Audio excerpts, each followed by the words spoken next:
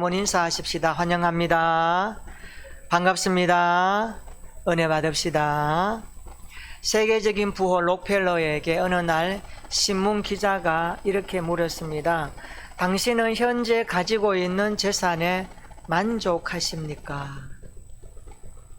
그러자 록펠러가 이렇게 말합니다. 아니요, 그럴 수 없지요. 그러면 얼마를 더 가지면 만족하겠습니까? 재차 물었습니다.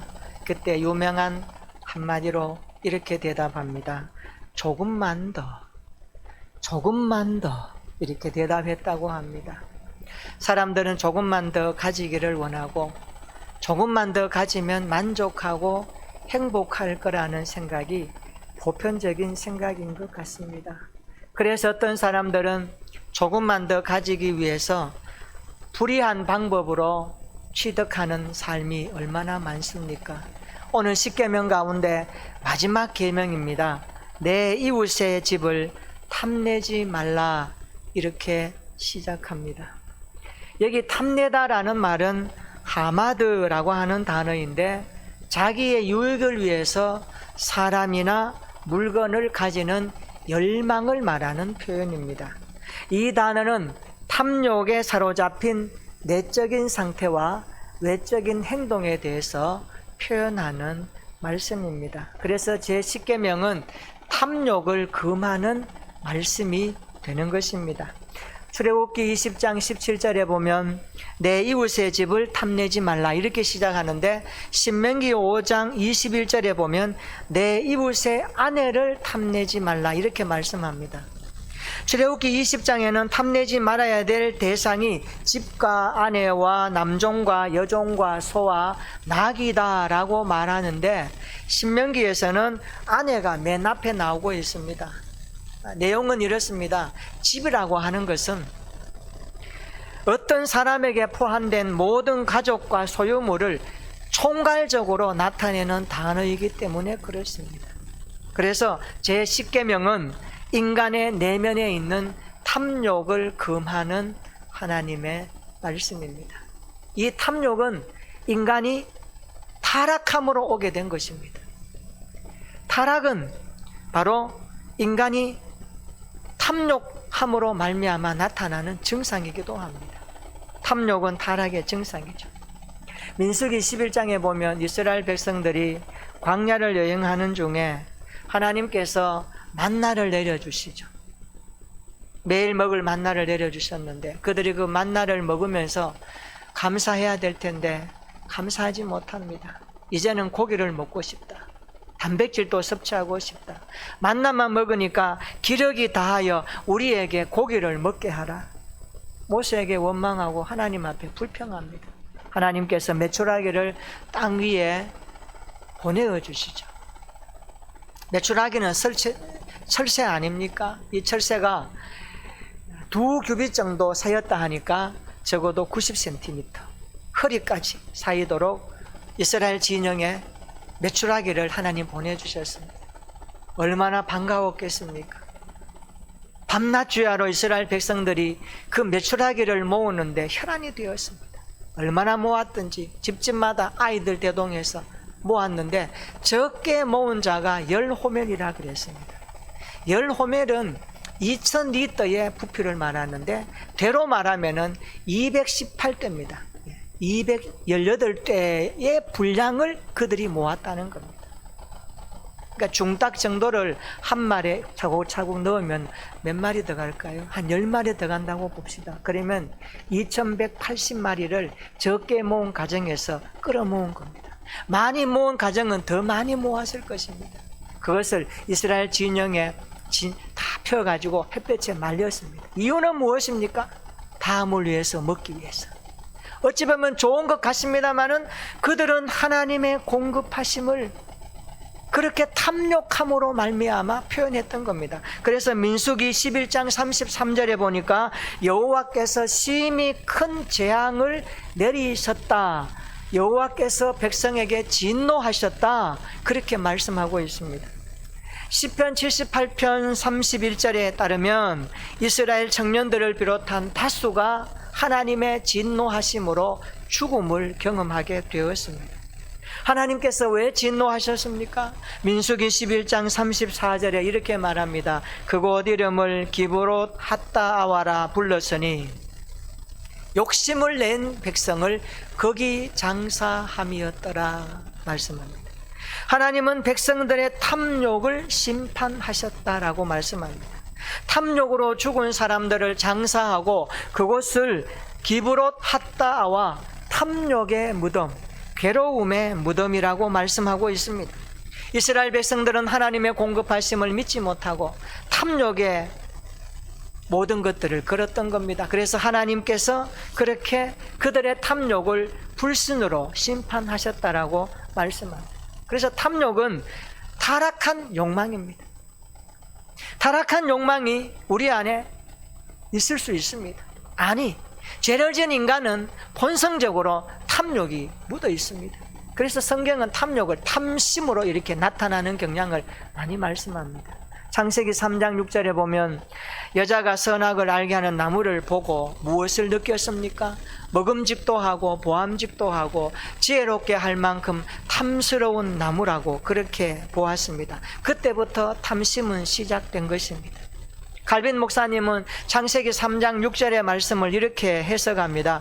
하와가 사단의 유혹에 빠져 욕망과 탐심의 눈으로 선악과를 보았을 때 유난히 그 나무는 먹음직하고 보암직하고 탐스러운 나무로 보였다라고 말씀하고 있습니다. 인간의 타락은 탐심으로 작용합니다. 그래서 바울은 탐심을 우상 숭배와 같다라고 그렇게 지적합니다. 골로새서 3장 5절에 보면 그러므로 땅에 있는 지체를 죽이라. 곧 음란과 부정과 사욕과 악한 정욕과 탐심이니. 탐심이 해놓고 탐심에 대해서 뭐라고 합니까? 우상 숭배다 이렇게 말씀합니다.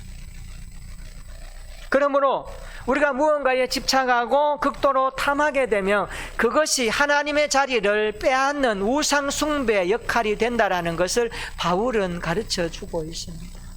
하나님보다 우선하는 것, 하나님보다 더 소중하게 여기는 것, 하나님의 자리를 꿰찼고 우리의 가치관이나 인생관이나 물질관에 그것이 들어와서 하나님의 말씀도 그것을 통해서 이렇게 밀어내져 버린다면 그것이 곧 우상 숭배라고 바울은 말하고 있습니다. 그래서 탐심은 모든 불법의 통로 역할을 합니다. 이 탐심 때문에 얼마나 많은 사람들의 관계가 어려워지고 세상살이가 힘든지도 모릅니다. 이런 유머가 있었다고 합니다. 크리스찬 청년이 군대에 입대했습니다. 같이 훈련을 받고 생활관에 같이 살아갑니다. 군생활 하는 가운데 어느 날 옆에 있던 동료가 같은 크리스찬이었습니다. 어느 날 빵 한 조각을 들고 맛있게 먹고 있었습니다. 그 모습을 바라보고 있던 이 친구가 얼마나 배가 고팠겠습니까? 침을 삼키면서 한 입 줄까 기다리는데 전혀 반응이 없습니다. 그래서 용기를 내서 이렇게 말합니다. 친구야, 너는 내 이웃을 내 몸과 같이 사랑하라는 하나님의 말씀도 모르니? 한 입 달라고 그렇게 사인을 줬는데 그 친구가 이렇게 말합니다. 친구야, 너는 내 이웃의 것을 탐내지 말라는 말씀도 모르느냐? 그러면서 응수하고 그냥 다 먹어버리고 말았답니다. 여러분, 탐욕이 작용할 때 인간관계가 부자연스러워진다는 것을 보여주고 있습니다. 그래서 이 탐욕에 대해서 예수님은 누가복음 12장 15절에 이렇게 말씀합니다. 삼가 모든 탐심을 물리치라. 사람의 생명이 그 소유에 넉넉한 데 있지 아니하니라. 그렇게 말씀합니다. 예수님은 모든 탐심을 물리칠 것을 말씀합니다. 이 탐심 때문에 얼마나 우리의 삶의 모습이 깨지고 파괴되는지 모릅니다. 그래서 만물보다 거짓되고 심히 부패한 것이 인간의 마음이라는 것을 우리는 알아야 합니다. 예레미야 17장 9절로 10절에 보면 만물보다 거짓되고 심히 부패한 것은 마음이라. 누가 능히 이를 알리오마는 나 여호와는 심장을 살피며 폐부를 시험하고 각각 그의 행위와 그의 행실대로 보응하리라. 그렇게 말씀합니다. 하나님은 우리의 마음에 주목하시죠.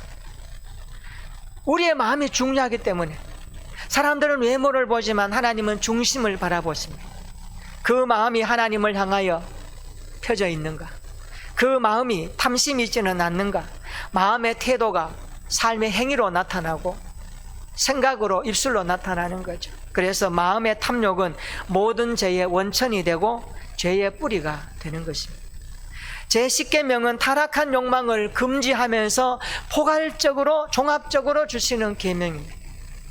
이 제9계명 탐욕이라는 단어는 1계명부터 9계명까지 모든 계명 속에 스며들어 있는 말씀이라는 것을 알게 됩니다. 여러분, 돈이나 지식과 성공을 탐욕으로 추구하는 자가 하나님을 제1선주의로 섬기겠습니까? 하나님 외에 다른 것에 마음을 두는 것 아니겠습니까? 1계명과 2계명을 범하는 겁니다. 자신의 위치와 자존심을 지키기 위한 탐욕이 발동하면 하나님의 이름도 수단으로 사용해서 제3계명 여호와의 이름을 망령되이 일컫지 말라는 그 말씀을 어기게 되는 것입니다. 그리고 탐욕이 막 올라오면 어떻습니까? 한 푼이라도 더 벌기 위해서 주일 성수도 뒤로 하고 일에 집중하여 그 일에 파묻혀서 제4계명 주일을 거룩히 지키는 그 내용을 얼마나 범하게 됩니까? 그래서 우리 모두는 이 말씀을 들을 때에 탐욕이 얼마나 우리의 신앙생활에 가까이 와 있다는 것을 깨달아야 합니다. 자녀들과 화목하지 못하고 부모의 재산에 마음이 뺏겨서 욕심이 생겨서 탐욕스럽게 형제 화해를 무너뜨리고 서로 법정 소송까지 가는 그 모습 바라볼 때에 제5계명을 지킨다고 할 수 있겠습니까? 오늘 우리는 이 말씀 앞에 깊이 돌아보아야 합니다. 남의 것을 짓밟고 남의 것을 빼앗겠다는 탐욕이 결국 사람의 목숨까지 빼앗는 살인을 저지르는 제6계명을 어기게 합니다. 가정의 경계선을 넘어 타인의 아내나 남편을 차지하겠다는 탐욕이 발동하면 간음하지 말라는 제7계명을 범하지 않습니까?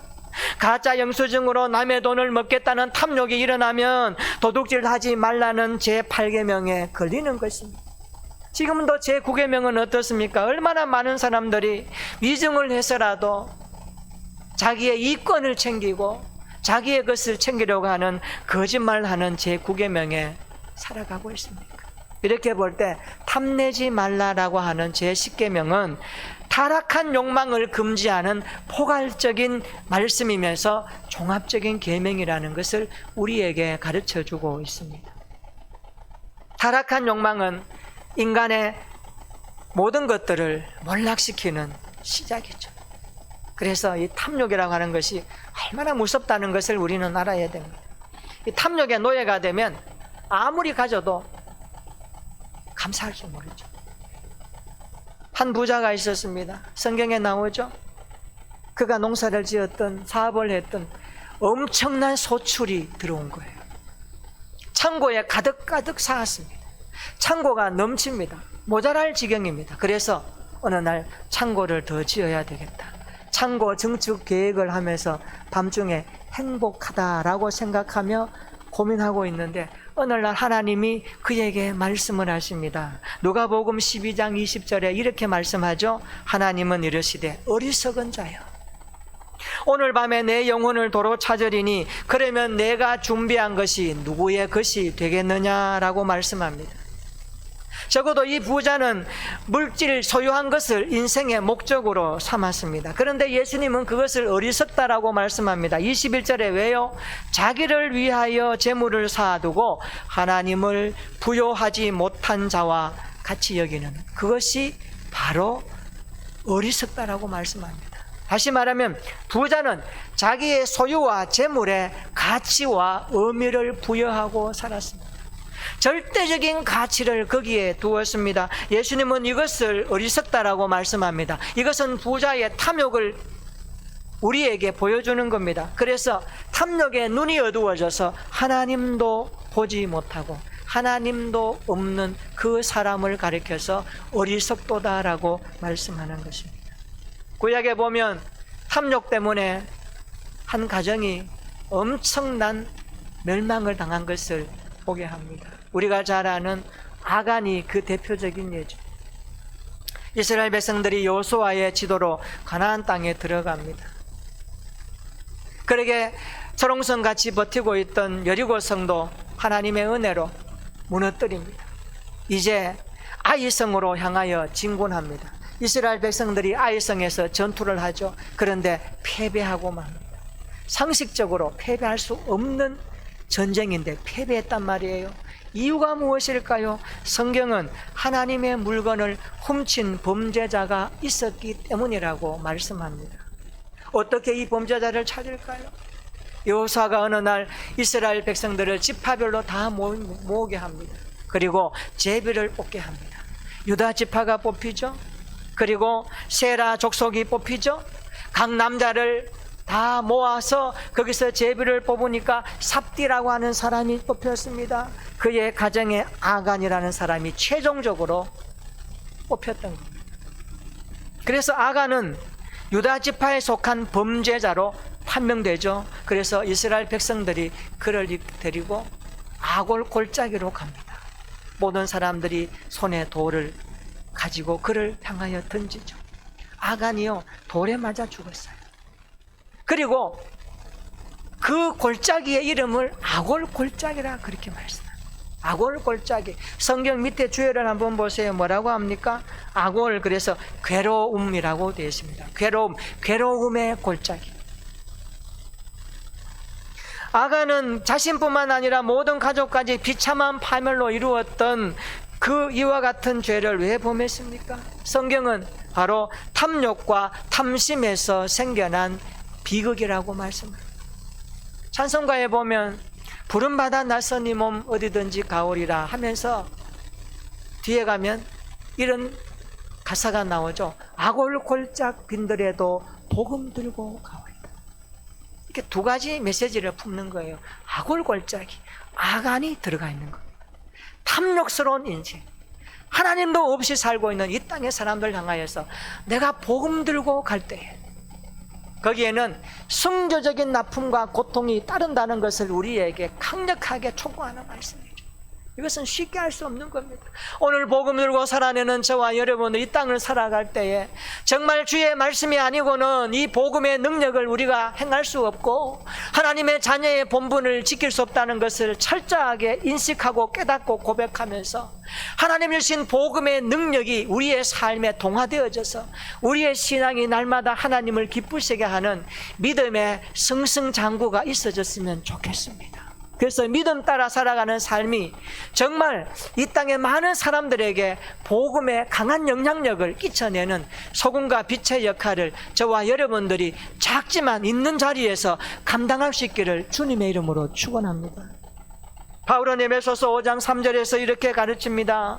따라서 해볼까요? 탐욕은 그 이름조차도 부르지 말라. 바울은 탐욕을 이름조차도 부르지 말라 그랬습니다.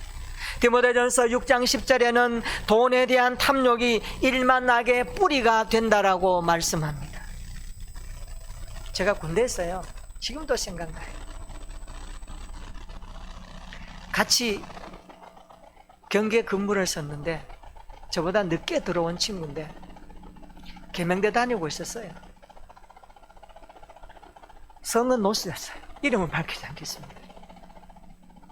이런저런 이야기 하다가 그 친구가 뭐 증권이나 이런 데 좀 관심이 있어요. 그냥 물어봤어요. 야, 그거 하면 돈 좀 버니? 돈 많이 법니다. 그 대박 납니다. 그 돈 벌어서 뭐 할 건데?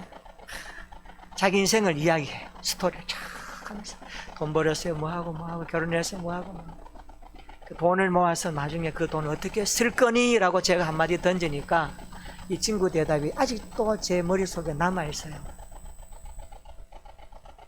그 돈을 다 모아서 불 지르겠습니다 그러더라고요. 제가 그 이야기 듣고 상식이 안 맞잖아요. 그 친구는 돈에 한이 돼 있더라고요. 이 돈을 다 모아가지고 그냥 불질러 버리면서 돈에 대한 그 환갑품을 자기가 하고 싶은 그 마음에 이게 막 쌓여있더라고요. 여러분, 이것이 탐욕이거든. 탐욕스러운 인간이요, 오늘 우리의 존재 자체이고 인간입니다. 우리는 탐욕이 없다고요? 여러분 장담할 수 있나요? 없어요. 누구나 탐욕의 그림자는 드리고 있습니다. 우리가 오늘 이 말씀 앞에서 철저하게 투영하고 바울이 말하는 이 탐욕을 이름조차 부르지 말라라는 이 말씀이 얼마만큼 우리의 삶에 포괄적이라는 것을 염두에 두면 우리의 신앙생활에 정말 디딤돌이 되고 말씀의 힘이 되고 능력이 되어져서 우리가 믿음 생활할 때에 넘어지지 않고 주님이 주시는 은혜의 힘으로 걸어가게 될 줄로 믿습니다. 그래서 시편 3절에 보면 탐욕을 부리는 자를 여호와를 배반하는 자다 이렇게 이야기하고 있습니다. 탐욕을 부리는 자는 여호와를 배반하는 자다. 왜 그럴까요? 탐욕을 부리면 하나님도 안중이 없기 때문에 그렇습니다. 저도 예수 믿는 사람들이 욕심이 생기고 탐욕이 올라오면 어때요? 저도 여호와의 말씀이 생각나고 하나님의 면전에서 믿음의 작동이 일어나서 하나님 앞에 내가 좀 심했구나 딱 내려놓고 절제하고 정리하면서 회개합니다. 그 사람에게 소망이 있는 거예요. 그러나 하나님도 안 보여요. 탐욕에 끌려서 끝까지 가다가 인생 망치는 거예요. 그래서 탐욕은 얼마나 우리에게 신앙생활을 어찌 보면요 이게 좀먹는 그런 원인이 된다는 것을 알아야 돼요. 그러니까 바울은 이 탐욕을 우상숭배와 이퀄 같이 취급하는 거예요.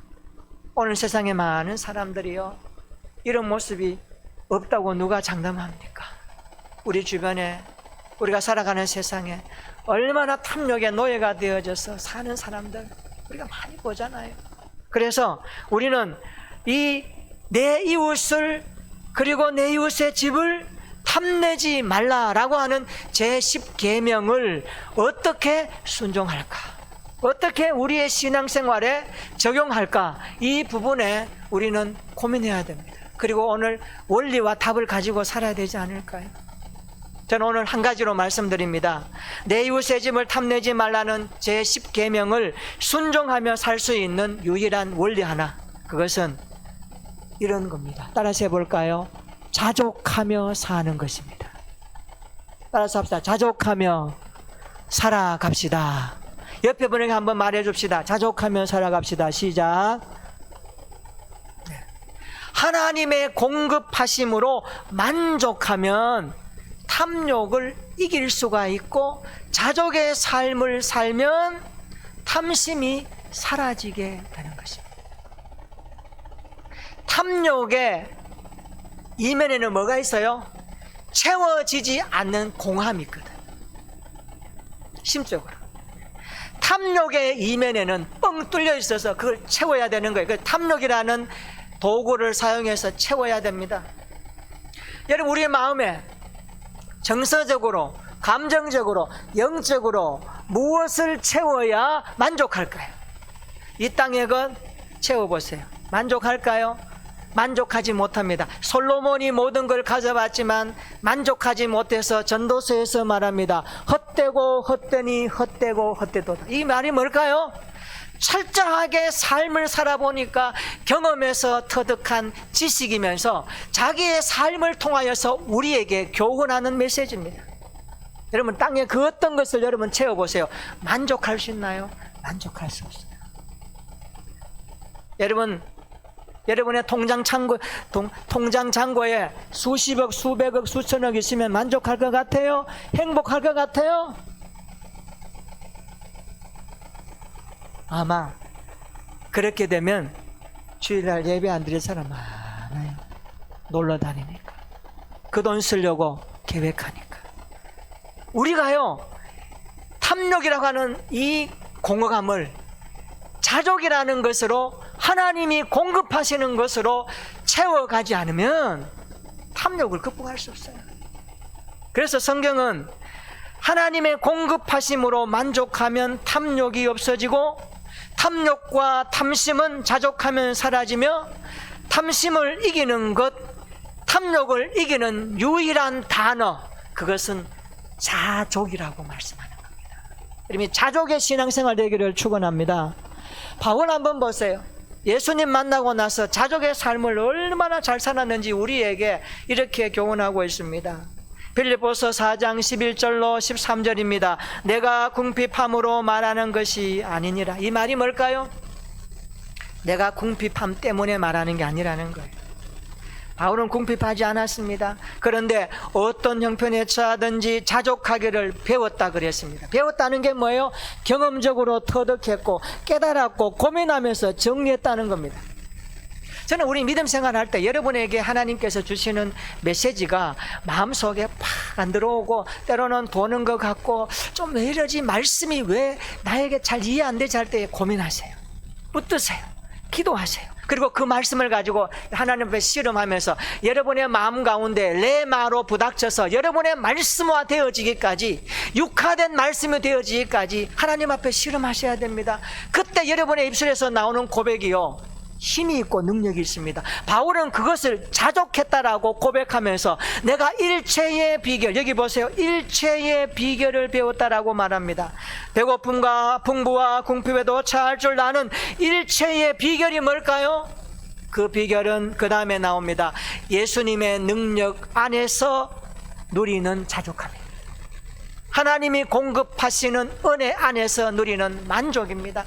이 자족과 만족이 바울의 삶을 행복하게 했고 탐욕을 극복하게 했고, 오늘 저와 여러분들에게 제 10계명을 붙들고 살아낼 때에 어떻게 내 이웃의 집을 탐내지 않고 살아갈 수 있는가? 그것은 자족하는 삶이 비결이라고 말씀하는 것입니다. 오늘 저와 여러분들이 이 자족의 삶이 이어지기를 축원합니다. 바울은 예수님의 능력 안에서 자족하는 삶을 살았습니다. 하나님의 백성들은 모든 탐욕과 탐심의 유혹에서 벗어나 하나님께 받은 것으로 자족하며 감사할 줄 알아야 합니다. 자족이 무엇입니까? 스스로 족함을 아는 것입니다. 스스로 족함을 아는 것.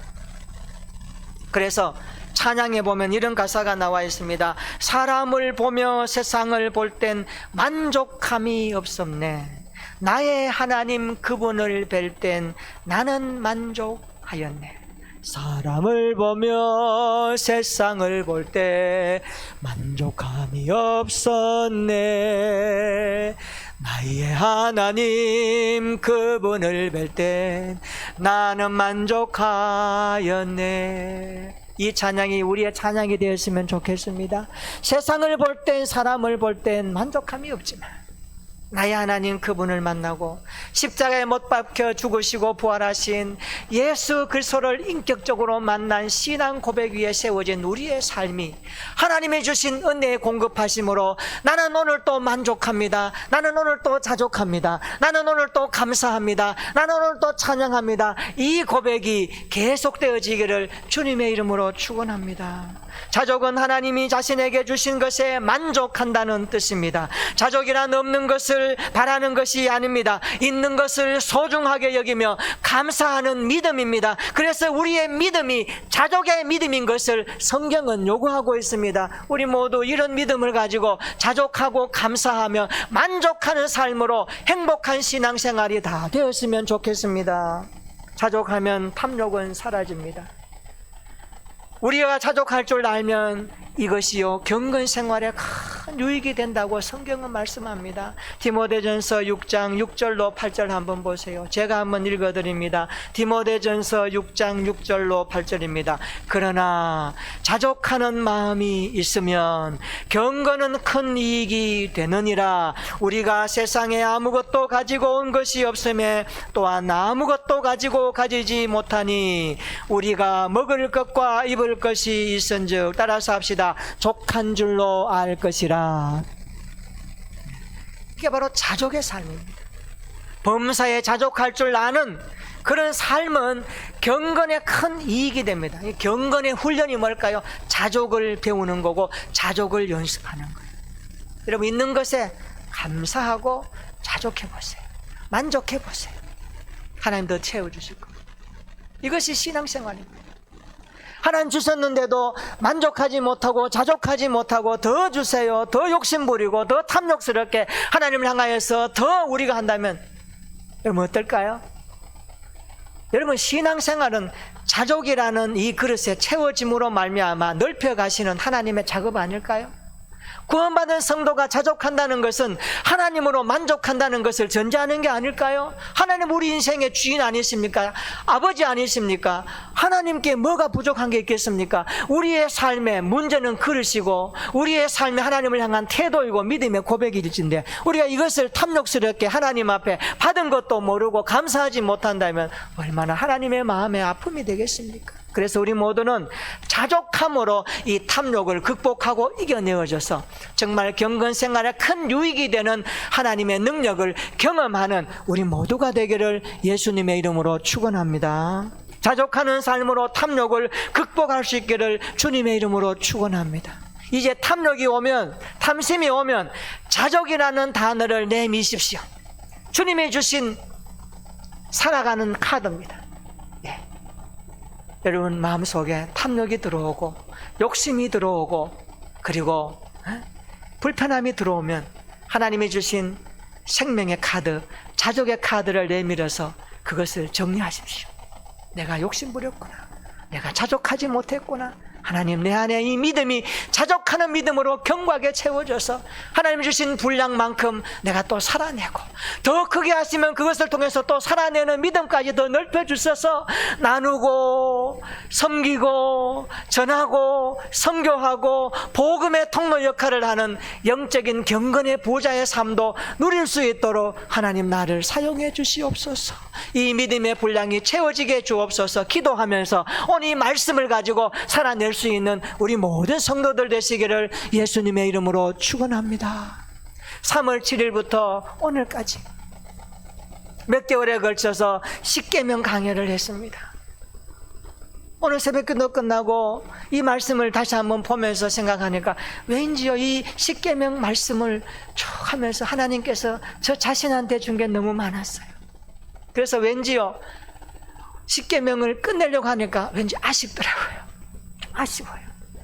근데 아쉽다는 말은 아쉬움으로 끝나지 말고 다시 이 말씀을 이어가라고 하는 그 말씀으로 제가 이해했습니다. 그래서 이 십계명 말씀을 우리 성도들이 들은 것으로 끝나지 말고 아는 것으로 끝나지 말고 마음속에 느끼고 결심하는 것으로 끝나지 말고 우리의 삶의 일상 가운데 십계명 글쓰인으로 살아내자. 십계명 말씀으로 우리가 행하자. 그래서 십계명 순종 선언문을 제가 한번 정리해 보았습니다. 십계명 순종 선언문 제가 한번 선창할 때에 여러분 한번 후창하면서 이 말씀으로 살겠습니다. 하나님 도와주십시오. 기도하고 고백하는 마음으로 함께 따라해 주시면 좋겠습니다. 따라서 합시다. 십계명 순종 선언문. 나는 십계명 글소인으로 살겠습니다. 하나, 나는 유일하신 하나님을 믿습니다. 둘, 나는 우상을 숭배하지 않겠습니다. 셋, 나는 하나님의 이름을 존중하며 살겠습니다. 넷, 나는 주의를 거룩하게 지키겠습니다. 다섯, 나는 부모님을 공경하겠습니다. 여섯, 나는 생명을 소중히 여기겠습니다. 일곱, 나는 순결한 신부처럼 살겠습니다. 여덟, 나는 경건한 부자로 나누며 살겠습니다. 아홉, 나는 항상 진실하게 살겠습니다. 열, 나는 자족하며 살겠습니다. 이 말씀이 오늘 들은 말씀으로 끝나지 말고 십계명 글소인으로 살겠다는 순종 선언문과 함께 우리의 삶의 자리에서 행하고 실천하면서 하나님의 영광을, 복음의 통로를, 하나님이 주신 우리 그리스도인의 삶의 정체성을 더 확고히 하면서 하나님이 우리를 통하여서 이루어 가시는 구원의 역사하심을 충만하게 경험하는 우리의 남은 날들이 되었으면 좋겠습니다. 십계명 순종 선언이 일상에서 이루어지기를 예수님의 이름으로 축원합니다. 아멘. 우리 다 같이 한번 기도하겠습니다.